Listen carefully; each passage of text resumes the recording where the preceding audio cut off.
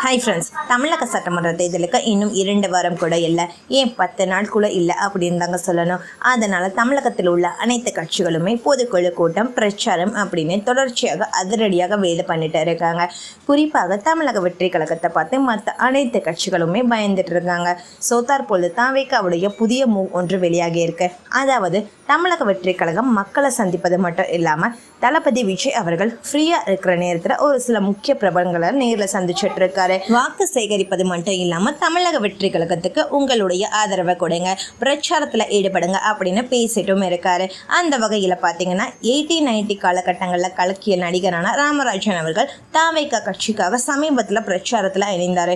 So இது ஒரு மிகப்பெரிய பேச்சு பொருளாகவும் மாறிச்சு, தாவேக்காக்கு மிகப்பெரிய பலமாகவும் அமைஞ்சிச்சு. ஸோ அந்த வகையில் பார்த்தீங்கன்னா தளபதி விஜய் அவர்கள் ஒரு மிகப்பெரிய சம்பவம் ஒன்று பண்ண இருக்காரு. அதாவது இன்னும் ஓரிரு நாட்களில் நம்ம ஏகே அவர்களை மீட் பண்ணி அவரை தமிழக வெற்றி கழகத்தில் இணைய வைக்க அனைத்து முயற்சிகளுமே எடுத்துட்டு இருக்காராம். ஒருவேளை ஏகே அவர்கள் கண்டிப்பாக தமிழக வெற்றி கழகத்தில் இணைஞ்சாரு அப்படின்னா ஏகே ரசிகர்களுடைய வாக்கு கண்டிப்பாக தாவேக்காக்கு அப்படின்னு தான் சொல்லி தளபதி ரசிகர்களுமே மகிழ்ச்சியில் இருக்காங்க.